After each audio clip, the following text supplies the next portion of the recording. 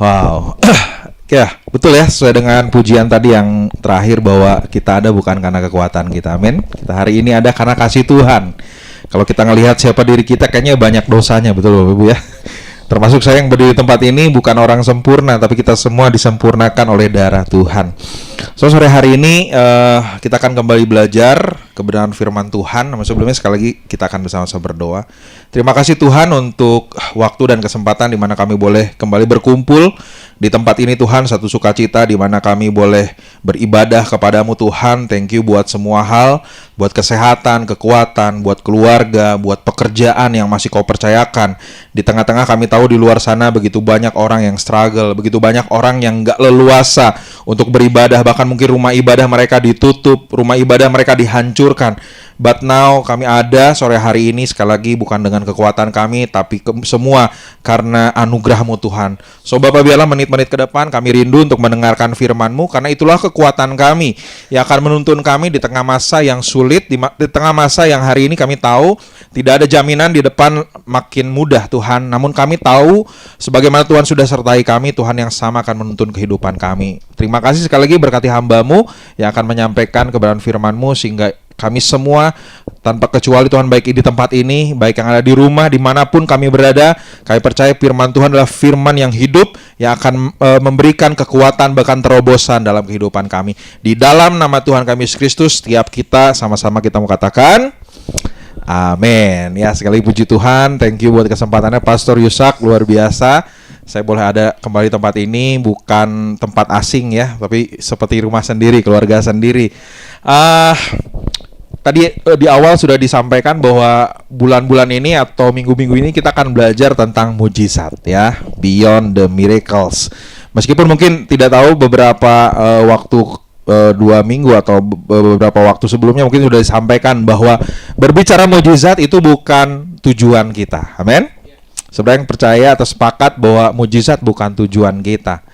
Mujizat Tuhan berikan sebagai fasilitas, tetapi mujizat yang sesungguhnya yang sudah Tuhan berikan adalah keselamatan itu sendiri. Amin.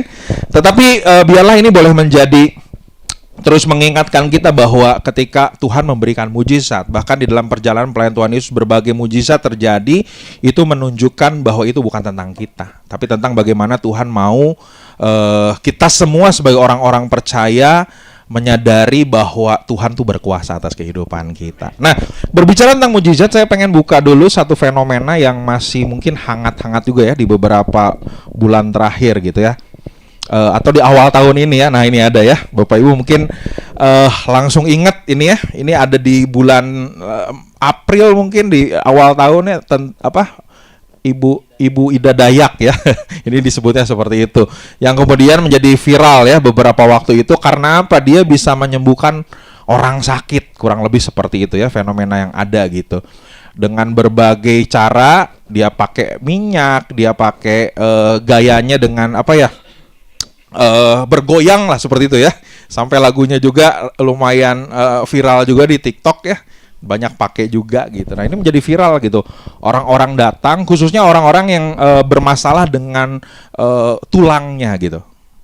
Tulangnya baik sakit tangan mungkin atau kaki gitu. Dan ini menjadi fenomena tersendiri gitu. Dan orang-orang berundun datang. Bahkan sampai ketika masuk ke daerah Jawa Barat di Depok, begitu banyak orang yang antri. Istilahnya seperti itu gitu.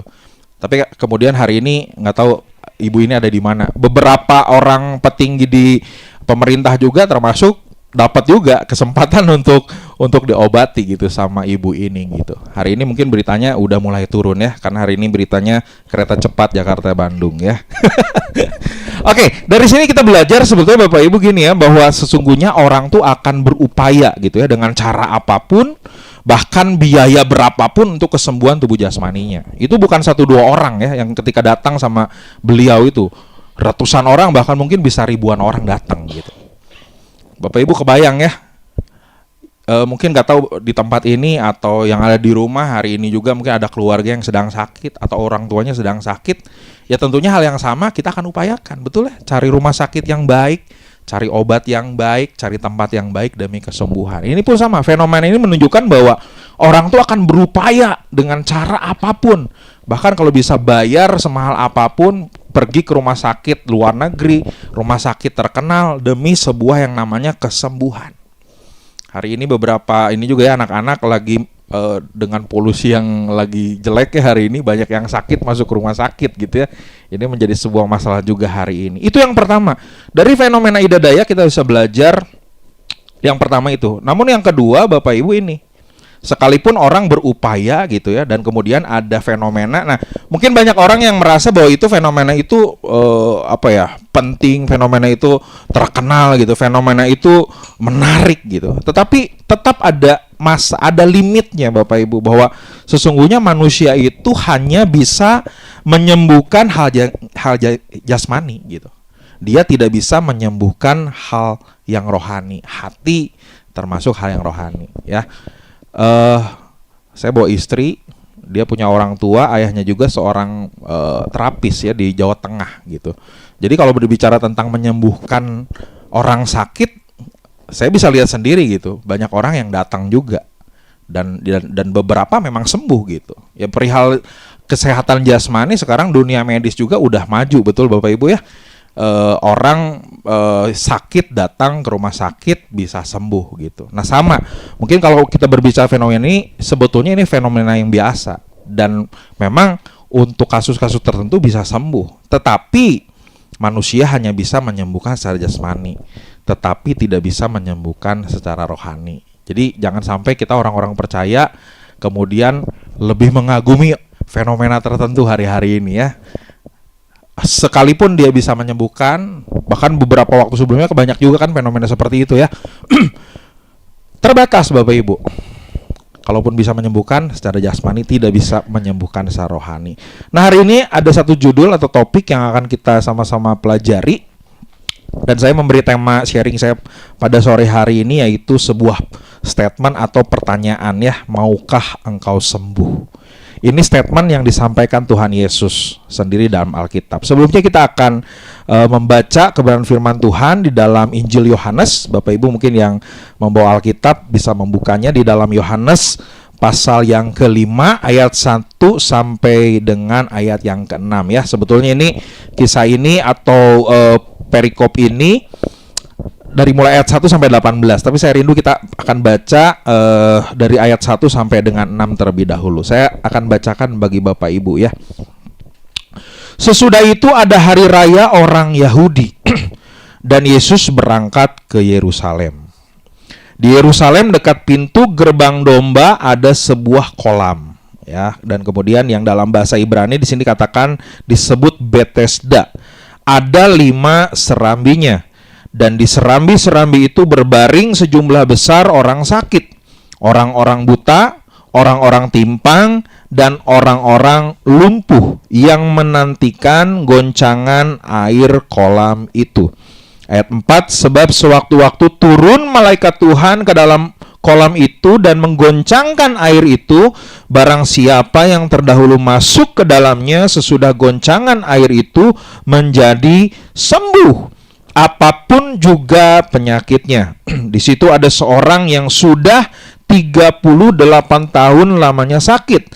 Ketika Yesus melihat orang itu berbaring di situ dan karena ia tahu bahwa ia telah lama dalam keadaan itu, berkatalah ia kepadanya, "Maukah engkau sembuh?" Ya, demikian pembacaan firman Tuhan kita pada sore hari ini Bapak Ibu. Jadi pada waktu itu Yesus dalam perjalanan pelayanan ya, ini merupakan sebuah mujizat atau mujizat yang ketiga yang ditulis oleh Rasul Yohanes atau di dalam Injil Yohanes, dan ini mungkin tidak akan ditemukan di Injil yang lain, baik Matius, Markus atau Lukas. Ini khusus dicatat oleh Yohanes. Nah di sini satu kali ketika ada sebuah hari raya orang Yahudi, Yesus berangkat ke Yerusalem. Itu kan budayanya pada 2000 tahun lalu. Orang kan beribadah tuh ke satu tempat yang namanya Yerusalem, dan di sini memang tidak dijelaskan hari raya apa, tetapi di situ kemudian Yesus datang dan kemudian dekat pintu gerbang domba ada sebuah kolam. Nah ini settingannya ya, ini ada sebuah kolam yang dalam bahasa Ibrani disebut Betesda. di situ ada 5 serambinya. Jadi ada satu kolam dekat pintu gerbang domba. Nah, kenapa dekat pintu gerbang domba? Karena pada waktu itu orang-orang beribadah kan bawa hewan, Bapak Ibu ya, termasuk hewan, termasuk domba-domba gitu. Kebayang kalau hari ini ibadah masih bawa hewan di depan parkiran, kayaknya harus ada yang jaga ya. Ribet banget gitu ya. Tapi itulah yang terjadi gitu. Nah, di sini ada sebuah kolam dikatakan. Bukan Wahoo yang baru ya, bukan. Tapi namanya Bethesda ya. Nah, di situ ada kolam ini di sini dikatakan terbaring orang sakit. Ada orang buta, orang timpang, sejumlah besar, berarti bukan 1-2 orang, ada banyak Bapak Ibu. Coba bayangkan dulu ya. Kolam ini penuh dengan sejumlah besar orang. Tapi bukan untuk berenang di sana di kolam ini, tapi untuk menantikan mujizat. Ada di situ dikatakan orang buta, orang-orang timpang, orang-orang lumpuh yang menantikan goncangan itu. Sebab sewaktu-waktu turun malaikat Tuhan ke dalam kolam itu. Nah, ini ternyata kolam ini ada sebuah fenomena. Nah, balik lagi. Seperti kata tadi ya, ada fenomena hari-hari ini terjadi. Di kolam itu pun ada fenomena. Di kolam itu memang nggak ada mesin yang bisa goyangin kolamnya gitu ya. Karena masih belum ada teknologi ya. Tetapi yang terjadi adalah pada waktu itu fenomenanya apa? Kolam ini tuh tergoncang sewaktu-waktu. Nah, di sini tidak dijelaskan juga apakah sehari sekali, apakah seminggu sekali, nggak ada. Tapi sewaktu-waktu bergoncang. Karena kemudian ketika itu terjadi, orang akan berebutan, Bapak Ibu. Nah, ini kebayang ya. Jadi ada kolam, orangnya tuh banyak, sejumlah banyak orang, orang buta segala macam. Nah, mereka datang karena ini ada fenomena. Ketika malaikat datang, orang yang pertama kali itu akan sembuh. Nah, itu fenomenanya. Meskipun menurut tradisi sebetulnya ini akal-akalan orang Romawi sebetulnya. Karena orang Romawi ingin masuk ke dalam budaya Yahudi, jadi dia pakai ini gitu, pakai jurus inilah gitu. Untuk istilahnya ini sebetulnya penyembahan kepada dewa penyembuh pada waktu itu. Nah, betul ya. Jangankan orang Indonesia, orang-orang pada waktu itu pun ngelihat fenomena ini datang. Orang Indonesia pun sama ya. Waktu itu ada yang pakai bisa nyembuhin anak kecil pakai air dalam botol. Wah, ini langsung ini juga viral juga. Nah, sama pada waktu itu sama gitu. Nah, tapi kembali lagi Bapak Ibu ya, karena di sini yang terjadi adalah orang-orang sakit, orang-orang buta, orang timpang ya sama, mengusahakan berbagai cara ya. Tadi saya di awal bilang gitu ya, orang akan mengusahakan berbagai cara untuk kemudian mereka bisa sembuh. Nah, karena di situ ada sebuah fenomena yang menarik, sebuah kolam. Dan kemudian tetapi ada syaratnya gitu. Orang yang pertama kali. Jadi kebayang nggak Bapak Ibu kalau misalnya anggap di situ sejumlah orang, anggap kita katakan 1.000 orang lah.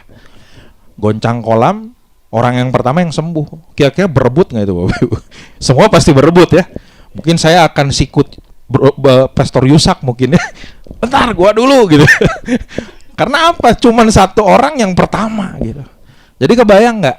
Kesempatannya sangat sedikit. Nah, di situ dikatakan kemudian ada seorang, nah Bapak Ibu, di tengah sejumlah banyak orang itu ada seorang yang sudah 38 tahun lamanya sakit.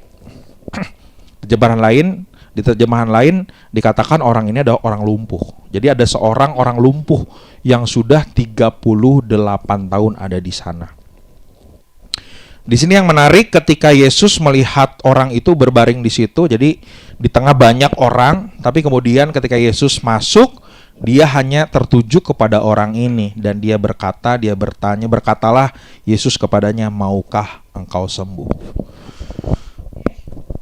Arti kata Bethesda Bapak Ibu itu berarti kolam kemurahan. Bet itu rumah, sebetulnya lebih spesifik sebetulnya rumah kemurahan atau rumah anugerah. Bet rumah, Tesda adalah kemurahan atau anugerah. Jadi betul ya, kayak tadi kan orang-orang itu berbondong-bondong datang, orang sakit ada di sana, tetapi ada sebuah fenomena, malaikat Tuhan goncangkan kolam itu dan kemudian orang itu bisa sembuh. Artinya ada setitik anugerah, ada setitik kemurahan di sana. Sekalipun ini tidak akan terjadi kepada semua orang kalau ngelihat ceritanya gitu ya. Nah, tetapi di sisi lain Bapak Ibu bicara Bethesda juga bisa digambarkan sebuah penggambaran tentang dunia.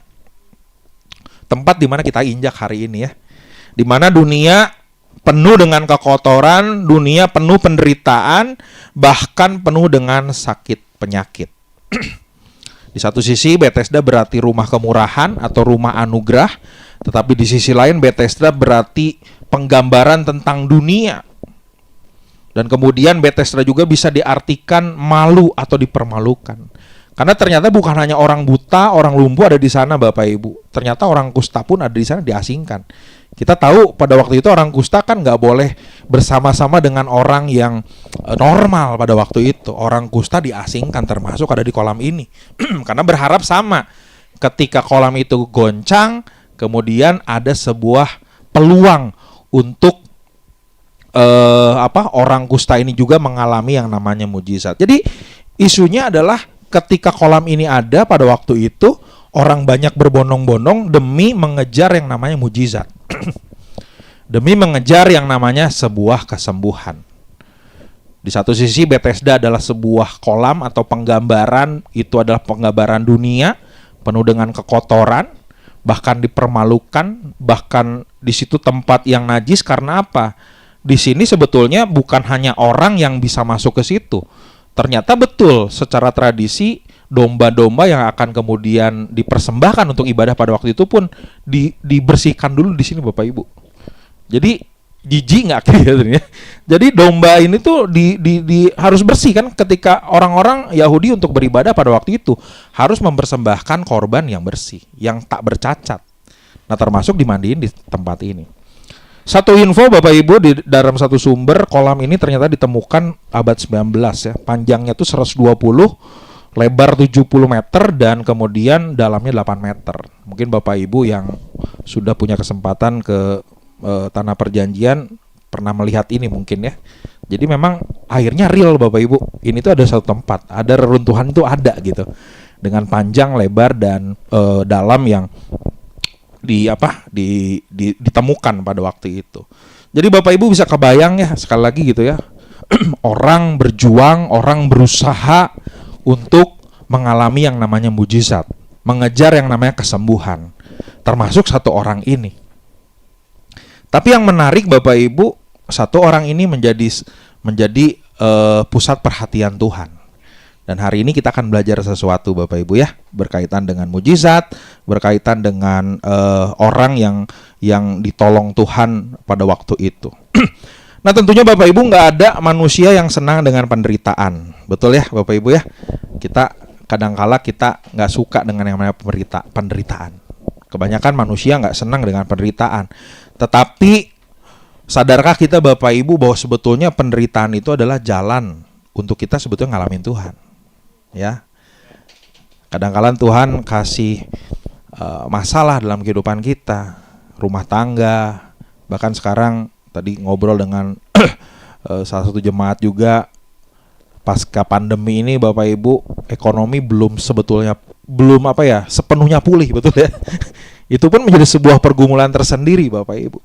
Tapi percayalah bahwa, atau percayakah kita Bapak Ibu, di tengah penderitaan yang harus kita alami hari-hari ini, justru di titik itulah kita akan menemukan Tuhan. Amin.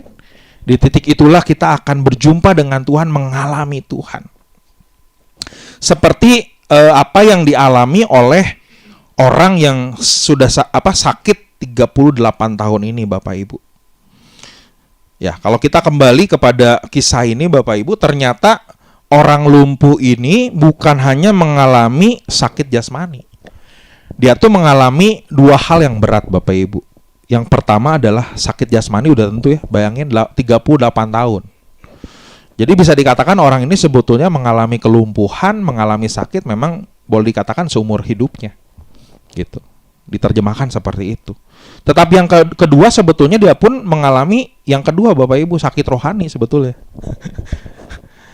Jadi dia mengalami dua pergumulan yang berat Bapak Ibu.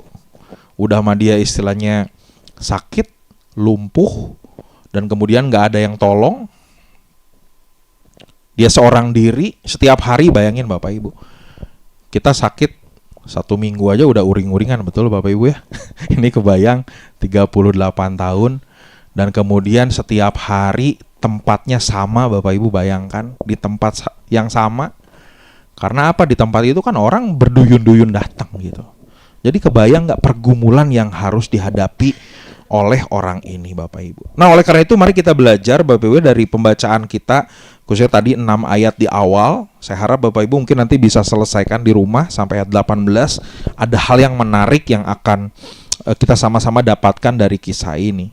Nah, kalau kita baca ini Bapak Ibu dan kita renungkan, yang pertama saya ingin bagikan bahwa sebetulnya Bapak Ibu, Tuhan itu memperhatikan kehidupan kita. Jadi poin pertama yang saya rindu sampaikan adalah bahwa He cares about you. Tuhan itu sangat peduli kehidupan kita. Seberat apapun pergumulan kita, Ia sangat peduli dan rindu untuk memulihkan kehidupan kita. Di dalam Yohanes 5 ayat yang ke-7, kalau dilanjutkan Bapak Ibu ya, di sini dikatakan, jawab orang sakit itu kepadanya, Tuhan, tidak ada orang yang menurunkan aku ke dalam kolam itu apabila airnya mulai goncang. Dan sementara aku menuju ke kolam itu, orang lain sudah turun mendahului aku. Ini kan menjadi masalah juga Bapak Ibu ya, buat si orang lumpuh ini. Karena seperti tadi di awal, kita tahu orang tuh udah istilahnya mungkin udah harus curi star gitu. Karena apa? Nggak ada jamnya kolam ini akan goncang. Nggak ada schedule-nya. Mungkin kalau ada schedule-nya, misalkan kolam ini akan goncang pada hari Senin misalkan, jam 7 pagi. Nah, berarti kan pada waktu itu orang-orang udah siap dari subuh, bener gak? Wah, gue udah harus siap nih. Subuh-subuh gue harus bangun, gue harus ready, supaya nanti ketika udah jam 6 menit ke 59 gue harus siap, karena jam 7 akan goyang. Betul ya? Gitu ya? Kalau saya bayangkan seperti itu.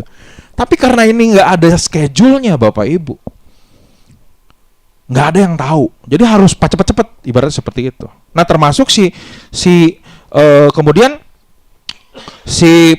orang yang lumpuh ini menjawab kepada Tuhan, tidak ada Tuhan orang yang mau menurunkan aku dalam. Berarti kan dia tuh seorang diri Bapak Ibu, bayangkan ya. Udah 38 tahun, nggak ada keluarganya, nggak ada temannya, karena semua istilahnya harus menyelamatkan dirinya sendiri gitu. Ini bagi saya sih, waduh, benar-benar pergumulan ya. Karena sementara aku menuju kolam itu, orang lain sudah turun mendahului aku. Ibaratnya masih mending orang buta lah, gitu ya, masih bisa jalan, betul ya, sekalipun mungkin nggak tahu mana kolamnya gitu, tapi masih bisa jalan. Orang lumpuh gimana caranya? Belum ada apa ya, mungkin alat berat atau apa yang bisa pindahin gitu, nggak ada Bapak Ibu. Nah, ini yang terjadi. Tapi dari sini kita belajar Bapak Ibu bahwa sesungguhnya Tuhan itu memperhatikan dia. Amin. Karena dari sekian banyak orang yang ada di tempat itu, Tuhan tertuju kepada orang ini. Di sini kemudian saya merenungkan bahwa kita tuh harus bersyukur Bapak Ibu ya, punya Tuhan. Yang Tuhan tuh kalau datang sama kehidupan kita tuh secara personal Bapak Ibu ya. Tuhan itu adalah Tuhan Allah yang dia tuh mau melayani anak-anaknya itu secara personal. Bapak Ibu boleh flashback beberapa pasal ke belakang. Contoh di pasal ketiga ada yang namanya Nikodemus, betul ya? Tuhan tuh berjumpa dengan seorang Nikodemus, bukan banyak orang, cuman 2 Bapak Ibu. Nikodemus orang yang pintar, orang yang cerdas, tapi Tuhan melayani pribadi. Di pasal keempat ada perempuan Samaria, betul? Di tengah-tengah dia minder, di tengah-tengah dia malu, karena dia punya masalah, punya dosa yang begitu besar. Tapi kemudian di siang hari Tuhan menghampiri dia secara personal. Hal yang sama terjadi di pasal 5. Ini bagi saya luar biasa. Yohanes merangkai ini dengan luar biasa. Di pasal yang kelima Tuhan pun menghampiri orang yang sakit ini secara personal Bapak Ibu. Saya yakin hari ini Bapak Ibu, di tengah-tengah mungkin saya tidak tahu juga Bapak Ibu hari ini sedang apa yang sedang dialami. Dan kemudian merasa gak ada orang yang peduli, keluarga gak ngerti, orang-orang terdekat gak ngerti. Percayalah bahwa Tuhan peduli akan kehidupan kita. Tuhan datang kepada kita secara personal. Orang-orang gak tahu mungkin waktu-waktu kita berdoa. Orang-orang mungkin gak tahu ketika mungkin kita menangis di kamar seorang diri. Percayalah di situ Tuhan ada. Amin. Tuhan tahu pergumulan kita Bapak Ibu. Ini yang terjadi kepada orang lumpuh ini. Kebayang gak 38 tahun udah nungguin Bapak Ibu. Ini bukan waktu yang singkat Bapak Ibu. Tapi di titik itulah, di titik dimana mungkin orang ini merasa udah gak ada harapan lagi untuk saya. Udah jemu istilahnya gitu. Udah istilahnya ada masa-masanya di mana mungkin kita pun udah ngalamin udahlah putus asa lah, udah nggak mungkin selesai lah masalah ini. Tapi di titik itulah justru di titik di mana kita mungkin ngerasa ini adalah akhir hidup kita. Tapi disitulah titik di mana Tuhan datang sama kita. Titik di mana mungkin kita ngerasa masalah ini udah nggak bisa lagi selesai. Di titik itulah Tuhan akan datang menolong kita Bapak Ibu. Di sini kita mau belajar Bapak Ibu bahwa yang pertama Tuhan itu peduli akan hidup kita. Tuhan rindu memulihkan kehidupan kita dan caranya ada personal. Hari ini di tengah-tengah pelayanan gereja Bapak Ibu, pelayanan personal menjadi kunci Bapak Ibu. Dimana mari Bapak Ibu bukan berarti kita kumpul bareng tidak baik, kita kumpul bareng baik, betul ya, kita saling nguatin. Tapi hari ini hubungan personal, pelayanan personal menjadi dibutuhkan. Amin. Itu yang pertama. Dan kemudian Tuhan pun memperhatikan Bapak Ibu di sini bukan sekedar kebutuhan satu kebutuhan aja. Kebutuhan orang ini adalah dia sehat dari sakitnya secara jasmani. Tetapi yang kedua, sebetulnya Tuhan pun menolong dia dari segi rohani. Kenapa? Kembali lagi orang ini sudah ngerasa bahwa nggak ada lagi harapan.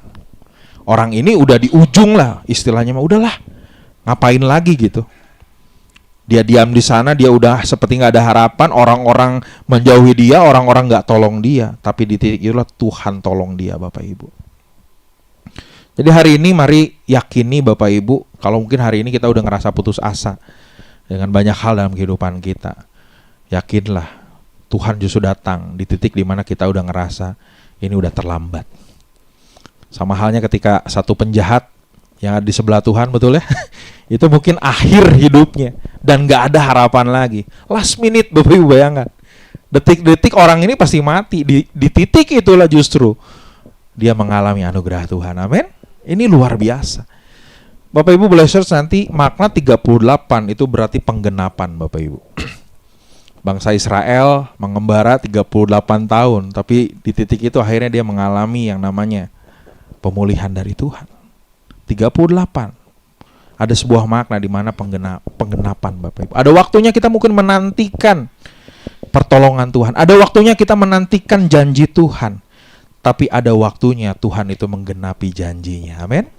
Percaya Yesus dia peduli akan kehidupan kita. Yang kedua, kita mau belajar bahwa kita itu adalah we are very limited Bapak Ibu. Kita itu adalah orang-orang yang terbatas. Di sini ada statement bahwa sebesar apapun usaha manusia untuk mencari kesembuhan, dalam hal ini orang yang sakit ini, selalu ada titik di mana manusia tidak dapat mencapainya. Kesempatannya sangat sedikit Bapak Ibu.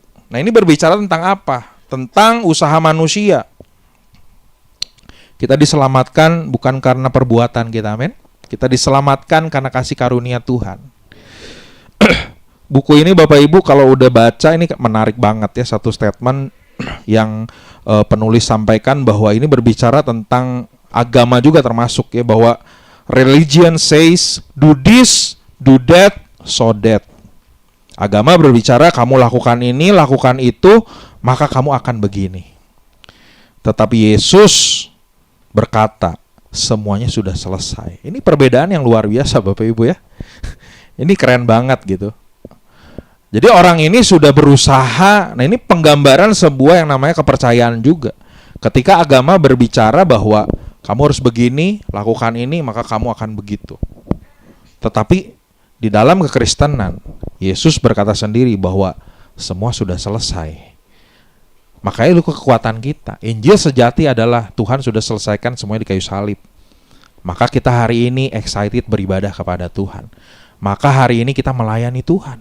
Melayani Tuhan bukan sekedar untuk kita diberkati. Melayani Tuhan bukan untuk kemudian kita menantikan mujizat Tuhan. Enggak Bapak Ibu, mujizat yang sejati, mujizat yang terbaik udah kita dapatkan, yaitu keselamatan. Tapi kalau kita hari ini bisa melayani Tuhan, bisa beribadah kepada Tuhan, karena respon kita akan anugerah yang sudah Tuhan berikan. Jadi sama seperti orang yang sakit ini Bapak Ibu, sekian lama dia menantikan mujizat, menantikan kesembuhan yang daripada Tuhan. Tetap ada titik di mana dia tidak mengalami itu. Dia mengalami pemulihan ketika apa? Yesus datang sendiri, Bapak Ibu. Ini yang menarik. Yesus datang sendiri. Kita sangat terbatas, kita sangat limited, tapi Tuhan kita nggak terbatas, Bapak Ibu. Sehingga apa? 2000 tahun lalu dia datang menyelesaikan semua pergumulan manusia yang tidak bisa diselesaikan dengan ibadah, dengan persembahan, dengan korban. Tapi dengan korban yang sejati, dirinya yang mati di kayu salib. Itulah korban yang kemudian menyelamatkan kehidupan kita. Yang ketiga kita belajar ini Bapak Ibu, bahwa sesungguhnya kasih itu di atas peraturan. Love above law. Belas kasihan di atas segala peraturan, termasuk peraturan hukum Taurat. Jadi dalam peristiwa ini ada yang menarik juga Bapak Ibu, bahwa ketika Yesus datang kepada orang ini dan kemudian berkata, maukah engkau sembuh? Tetapi kemudian dia pun akhirnya, Tuhan, maukah engkau sembuh? Jawabannya kan berarti mau atau enggak, harusnya seperti itu. Tapi orang ini berkata, Tuhan, nggak ada yang bantu saya. Seperti kayak jawabannya itu lain gitu. Nah, ini terjadi Bapak Ibu. Kalau di Yohanes 5 ayat 10, di sini dikatakan, karena itu orang-orang Yahudi berkata kepada orang yang baru sembuh itu, hari ini adalah hari Sabat dan tidak boleh engkau memikul tilammu. Jadi peristiwa penyembuhan atau peristiwa mujizat yang terjadi di kolam Bethesda pada waktu itu terjadi pada hari Sabat, di mana kita tahu hari Sabat adalah hari perhentian. Orang nggak boleh bekerja. Dari mulai Jumat sore kalau pada waktu itu sampai dengan Sabtu sore orang nggak boleh melakukan apapun.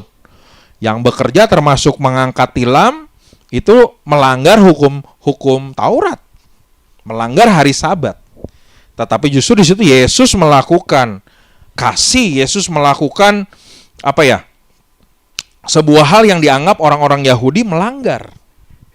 Nah, tetapi di sini menarik Bapak Ibu, saya bisa dapatkan, kita bisa belajar bahwa sesungguhnya kasih Tuhan itu di atas peraturan-peraturan, termasuk hukum Taurat. Ada dua paham Bapak Ibu ya. Pertama, paham legalistik. Jadi legalistik itu adalah paham orang-orang yang menekankan peraturan, strict gitu. Nggak boleh ini, hari Sabat nggak boleh ini, nggak boleh itu. Termasuk ini pun sama. Memikul tilam atau mengangkat tilam itu nggak boleh. Legalistik. Harus hari tertentu, segala macam nggak boleh. Tapi ada kaum yang kedua, liberal. Ini yang semuanya serba boleh. Jadi ekstrim. Pertama ekstrim kiri, legalistik. Semuanya nggak boleh ini, nggak boleh itu. Hari ini pun banyak ya orang-orang Kristen masih gitu ya, nggak boleh ini, nggak boleh itu, nggak boleh ini. Yang kedua liberal, yang semuanya boleh. Tetapi Bapak Ibu bicara tentang Sabat, sebetulnya hari ini perdebatan Sabat itu bukan bicara harinya. Ada yang orang berkata mungkin hari Sabat harus Sabtu, Sabat harus Minggu, Sabat mungkin ada yang Senin juga. Tapi saya belajar Bapak Ibu kalau merenungkan Sabat sejati sebetulnya bukan berhenti dari pekerjaan Bapak Ibu. Sabat sejati yakni berhenti dari berbagai pencarian yang sia-sia dan berhenti pada Yesus. Itu Sabat sejati Bapak Ibu. Hari ini orang percaya kan sibuknya Sabat itu hari apa, betul ya? Jadi sibuknya tuh di perdebatan hari. Meskipun betul, kenapa kita ibadah hari Minggu? Itu bukan sekedar Sabat. Kita ibadah hari Minggu karena apa? Kristus bangkit di hari pertama pada waktu itu, betul ya? Jadi kita ibadah hari Minggu sebagai celebrate di mana Yesus yang kita sembah bangkit di hari pertama, Bapak Ibu. Bicara Sabat nggak akan selesai. Ada yang berkata hari ini, hari itu, hari ono lah istilahnya. Tapi dari sini, kisah ini kita belajar Bapak Ibu bahwa Sabat sejati itu sebetulnya ketika kita berhenti dari pencarian yang sia-sia dan kemudian kita berhenti kepada Yesus. Orang ini 38 tahun ibarat seperti kayak dia tuh, ya memang fisiknya dia berhenti Bapak Ibu, tapi sebetulnya dia pencarian gitu ya. Dia mengharapkan sesuatu yang bukan dari Tuhan. Mengharapkan sesuatu dari tempat Bapak Ibu, dari kolam. Mengharapkan sesuatu dari cara manusia Bapak Ibu. Disitulah berputar-putar. Sampai kemudian menemukan titik di mana dia harus berhenti kepada Tuhan Yesus. Itu Sabat, Bapak Ibu. Itu Sabat, keren banget Bapak Ibu. Ketika saya merenungkan ini, khususnya di ayat yang ke-10, sesungguhnya Yesus bukan melanggar Sabat. Karena Sabat hari ini Bapak Ibu, di mana kita bisa berhenti dari pencarian kita, berhenti dari hidup sia-sia, dan kita kemudian berhenti kepada Tuhan Bapak Ibu. Hari ini mungkin ketika kita mengasihi orang lain, kita pun mungkin banyak hal yang mungkin kita punya peraturan sendiri. Wah, ngapain lah gue kasihin dia lagi, dia udah tipu gue, misalnya gitu ya. Dia udah menyakiti saya, dia udah mengecewakan saya. Kita pun kadangkala punya standar-standar nih Bapak Ibu untuk menolong orang lain. Kita punya standar untuk mengampuni orang lain. Kalau udah sekali, 2 kali mungkin gak apa-apa, saya maafin dia. Tapi kalau udah 3 kali, itu kan aturan yang kita buat, betul ya? Itu term atau condition yang kita buat. Dan kemudian kalau orang itu sudah 3 kali nyakitin kita, ngecewain kita, we say goodbye lah gitu ya. Bye gitu ya. Tapi enggak dengan Tuhan Bapak Ibu. Selalu Tuhan menekankan kasih harus di atas peraturan. Kasih harus di atas semua hal yang mungkin menyakitkan diri kita. Karena itu yang Tuhan teladankan juga. Mengampuni sampai kapan? Mengampuni sampai tanpa batas Bapak Ibu. Ini gak gampang dalam prakteknya. Gimana prakteknya Bang Sam? Gak gampang Bapak Ibu. Tapi dengan kasih karunia Tuhan kita akan dimampukan. Ketika ada orang melukai kita, orang mungkin nusuk kita dari belakang, kita ampuni, kita doakan. Bahkan kan Tuhan bilang, berkati orang yang apa? Membenci. Berkati orang yang sudah melukai hati kita. Wah, ini luar biasa Bapak Ibu. Nggak gampang. Tapi itu teladan Tuhan bahwa kasih harus di atas segalanya Bapak Ibu. Kasih harus di atas, bahkan di atas peraturan Bapak Ibu. Itu yang ketiga Bapak Ibu ya. Kita bisa belajar dari kisah ini. Sekalipun hari itu hari Sabat dan orang menentang itu. Karena ini banyaknya berarti kaum legalistik. Menekankan nggak boleh. Padahal mereka nggak tahu bahwa Sabat sejati adalah ketika kita berhenti dan menemukan Tuhan. Yang keempat, kita bisa belajar begini Bapak Ibu, bahwa sesungguhnya mujizat adalah tentang Tuhan. Miracle is about God. Mujizat selalu menunjukkan kebesaran dan kedaulatan Tuhan atas manusia.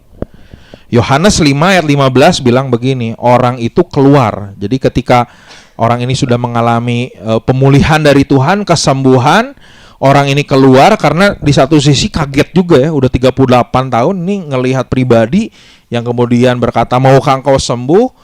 Bangunlah, angkatlah tilammu. Nah, ketika itu terjadi, orang ini keluar lalu menceritakan kepada orang-orang Yahudi bahwa Yesuslah yang telah menyembuhkan dia. Sekalipun sebetulnya di sini orang ini masih belum mengerti gitu. Dia tuh siapa? Yesus itu siapa? Tetapi di sini dia berkata bahwa Yesuslah yang telah menyembuhkan saya. Bicara mujizat Bapak Ibu itu bukan tentang kita. Bicara mujizat adalah tentang Tuhan. Kalau hari ini kita mengalami pertolongan dari Tuhan, mari kita kembalikan semuanya itu kepada Tuhan. Sekali lagi bukan untuk kita. Karena bicara mujizat adalah tentang Tuhan. Tentang di mana kita tahu bahwa Tuhan itu berkuasa atas semuanya. Termasuk segala sakit penyakit, termasuk segala pergumulan kehidupan kita. Sama seperti orang ini. Dia pun kemudian menceritakan. Perempuan Samaria juga di Yohanes 4 ketika dia diselamatkan, dia bercerita kepada orang-orang bahwa saya berjumpa dengan Tuhan. Ada yang menarik Bapak Ibu, bicara kolam ini kan betul ada air ya. Di dalam Yohanes 2 ketika mujizat di Kana juga bisa tentang air ya. Gimana Tuhan mengubah air menjadi anggur. Pasal keempat, perempuan Samaria ada di sumur tentang air. Dia butuh air, bukan sekedar air untuk dia minum, tapi dia butuh air kehidupan. Ini pun sama, metode yang sama ada di pasal yang kelima. Kolam bicara air. Jadi Yohanes tuh menekankan makna tentang air ini. Di mana kemudian kita tahu Yesus adalah air hidup. Amin. Yesus air hidup. Di mana mungkin yang dibutuhkan awalnya daripada orang yang lumpuh ini adalah cuman kesembuhan fisik.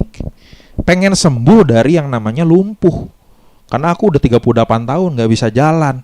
Kalau hari ini mungkin nggak bisa nge-mall, nggak bisa ke A, nggak bisa ke B, segala macam. Aku ingin sembuh secara fisik. Tapi justru yang diberikan Tuhan bukan sekedar fisik. Yang diberikan Tuhan adalah kesembuhan secara rohani. Dia berjumpa dengan Tuhan sekali lagi secara pribadi. Sekalipun sebetulnya di sini tidak ada seperti kayak tanda-tanda iman ya, nggak ada seperti kayak respon dia atau iman orang ini. Beda dengan pegawai istana di beberapa ayat di atasnya Bapak Ibu dari pasal 4. Anak pegawai istana yang dengan imannya kemudian anaknya sembuh sekalipun nggak berjumpa dengan Tuhan. Itu ada iman. Tapi di sini orang ini tidak ada statement aku percaya kepadamu, aku kemudian menerima segala macam, nggak ada Bapak Ibu statement seperti ini. Ini menunjukkan sekali lagi bahwa mujizat yang dia terima itu total dari Tuhan. Miracle is about God. Orang itu keluar menceritakan kepada orang Yahudi, dia nggak peduli mungkin dia akan ditimpuk atau gimana gitu ya, bahwa Yesuslah yang telah menyembuhkan dia.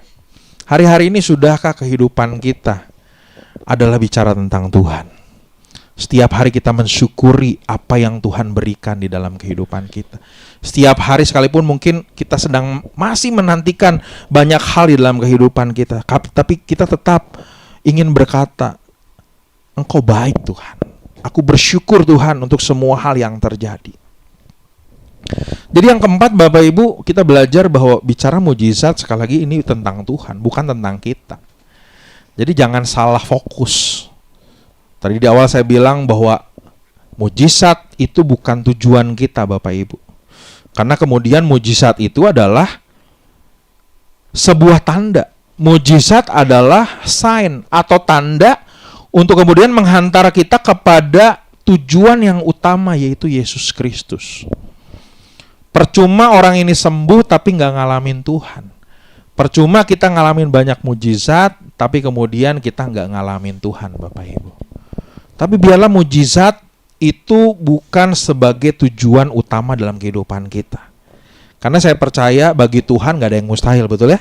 Kita punya statement itu. Tuhan dengan mudah, sekalipun orang ini lumpuh sudah puluhan tahun, Tuhan bisa dengan mudah untuk kemudian membuat mujizat. Tapi sekali lagi, mari jangan sampai mujizat itu menjadi tujuan utama kita Bapak Ibu. Tapi biarlah mujizat demi mujizat yang Tuhan izinkan terjadi, itu semakin kita kagum akan Tuhan. Membuat kita semakin mengerti bahwa we are nothing. Bahwa saya nggak mungkin menjalani semuanya atau bisa lepas dari penderitaan, dari pergumulan kalau bukan karena Tuhan. Jadi mari Bapak Ibu, di akhir ini saya mau bilang bahwa sekali lagi mujizat bukan tujuan utama, tapi tanda untuk kita yang akan menghantar kita untuk kepada tujuan yang utama, yaitu Yesus Kristus. Oke, statement terakhir mungkin Bapak Ibu, kolam Bethesda menjadi penting ya. Menurut saya ini menjadi penting bagian dari pembahasan, bukan sekedar pembahasan sore hari ini, tapi menjadi penting di dalam perenungan kita gitu ya pada sore hari ini, karena itu tadi ada momen di mana kolam Bethesda menjadi tempat di mana orang ngalami kemurahan Tuhan. Orang sakit ngalamin mujizat, orang yang lumpuh bisa berjalan, orang yang buta bisa melihat. Meskipun pada waktu itu mungkin di sisi lain orang sepertinya hanya mengharapkan tempat gitu ya, mengharapkan sebuah simbol gitu ya. Dan hari ini nggak ada Bapak Ibu tuh ya. Maksudnya tidak ada lagi kolam Bethesda yang istilahnya kolam itu bergoncang dan kemudian orang yang ke sana sembuh. Hari ini menjadi monumen yang reruntuhan. Boleh search nanti Google, ada reruntuhannya, dan itu terjadi Bapak Ibu. Hari ini kolam Bethesda nggak ada. Oleh karena itu Bapak Ibu, pelajaran yang penting adalah mari kita tidak fokus kepada sebuah tempat atau cara-cara yang di luar Tuhan.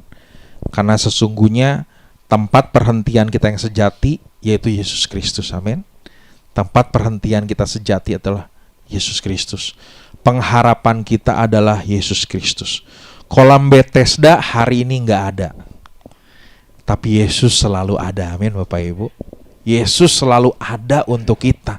Dan cara Tuhan datang kepada kita kembali lagi secara personal. So jangan ragu Bapak Ibu kalau hari ini kita pun datang kepada Tuhan secara personal. Tuhan gak akan tolak kita. Tuhan gak akan melarang kita. Kalau hari ini kita ngerasa orang gak ngerti kita, percayalah hari ini Tuhan tuh peduli kita.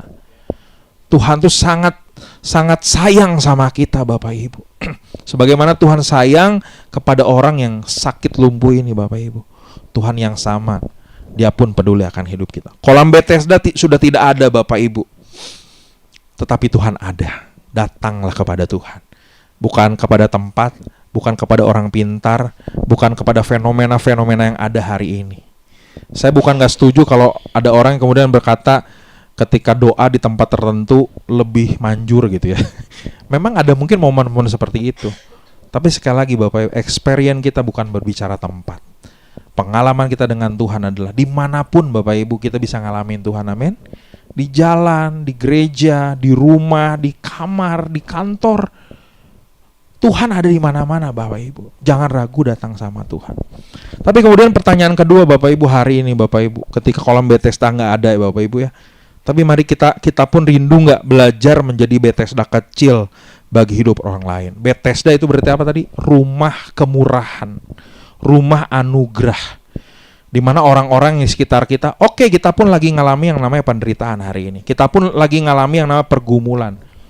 Tapi mungkin ada orang-orang yang datang dalam kehidupan kita. Sudahkah kita pun belajar jadi Bethesda bagi mereka? Mungkin kita tidak seperti Tuhan, kemudian bertanya, maukah engkau sembuh? Karena hanya Tuhan yang bisa berkata seperti itu. Karena apa? Yesus yang punya kesembuhan, betul? Yesus yang punya pemulihan. Hanya Tuhan yang bisa berkata seperti itu. Tapi mungkin hari ini sesimpel seperti ini Bapak Ibu. Gimana kita jadi Bethesda? Sesimpel mungkin kita berkata, apa yang bisa saya doakan untuk Anda? Sesimpel itu Bapak Ibu. Karena tidak semua orang bisa ngalamin Bethesda, khususnya 2000 tahun lalu. Hari ini sudah jadi runtuhan. Tapi ada makna Bethesda itu bisa terjadi dalam diri kita. Ketika apa? Hidup kita pun terbuka untuk orang lain. Mungkin ada orang-orang yang hari ini ngerasa hidupnya udah gak layak, ngerasa hidupnya udah gak berarti, kotor, seperti orang-orang yang ada di kolam Bethesda itu.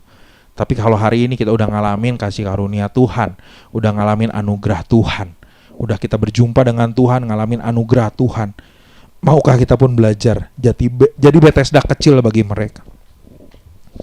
Dan kita berkata mungkin, apa yang bisa saya doakan? Apa yang bisa saya bantu? Saya tutup dengan hari ini Bapak Ibu, kadangkala kita melayani itu kadangkala pilih-pilih ya. Kalau kita melayani, yaudahlah yang penting mah kita doain aja. Betul, kita doain. Tapi kadangkala mungkin ada orang yang hari ini butuhnya bukan sekedar doa. Butuhnya apa? Udah 2 hari gak makan mungkin seperti itu ya. Didoakan lapar tetap lapar, betul Bapak Ibu ya? Pelayanan yang sejati hari ini adalah pelayanan holistik Bapak Ibu. Bicara holistik ada 2 hal. Tuhan melayani orang ini bukan hanya secara rohani, tapi secara jasmani. Rohaninya ditolong, jasmaninya ditolong. Hari-hari ini pun banyak Bapak Ibu orang-orang yang merindukan pertolongan. Bukan hanya doa kita, tapi more than itu semua. Kita bisa lakukan apapun supaya dengan itu mereka mengalami Tuhan.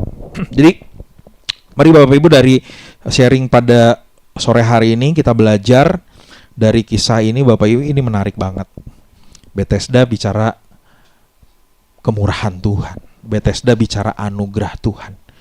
Di mana dari sekian banyak orang tidak semua mengalami mujizat Tuhan, tapi pribadi ini mengalami mujizat Tuhan. Dan itu pun sebetulnya menggambarkan diri kita.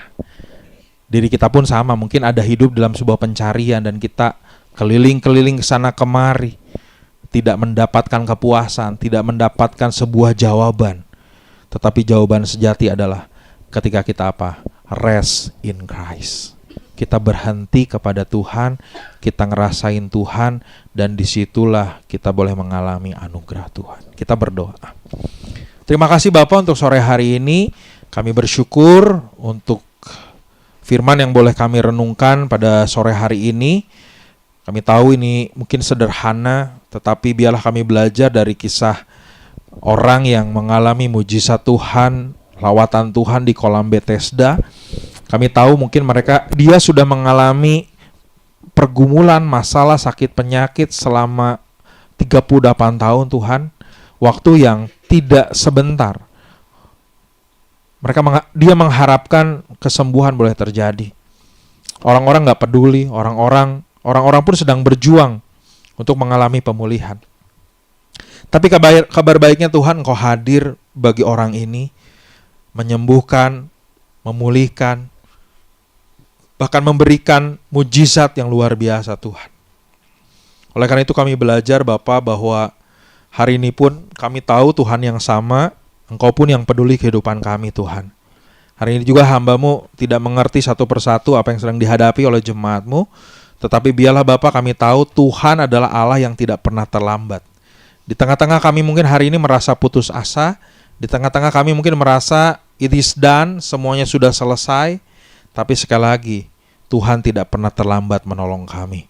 Titik di mana kami merasa putus asa, disitulah titik Tuhan menolong kehidupan kami. Oleh karena itu Bapa, kami bersyukur untuk firman Tuhan sore hari ini. Biarlah Roh Kudus yang akan terus menolong kami, untuk kami tetap memandang Tuhan, untuk kami tetap percaya kepada Tuhan, tetap beriman kepada Tuhan. Barangkali sekalipun pertolongan Tuhan belum terjadi, bahkan mungkin tidak terjadi, kami ingin tetap percaya kepada Engkau. Karena kami tahu iman yang benar bukan sekedar segala hal terjadi dalam kehidupan kami, tapi iman yang benar kami tetap ingin mengikut Engkau sekalipun segala hal tidak terjadi dalam kehidupan kami. Engkau cukup bagi kami, You are more than enough for us Tuhan. Terima kasih, sekali lagi menyerahkan untuk sore hari ini ke dalam tangan-Mu. Hanya di dalam nama Tuhan kami Yesus Kristus kami berdoa dan mengucap syukur. Haleluya. Amin. Tuhan Yesus memberkati.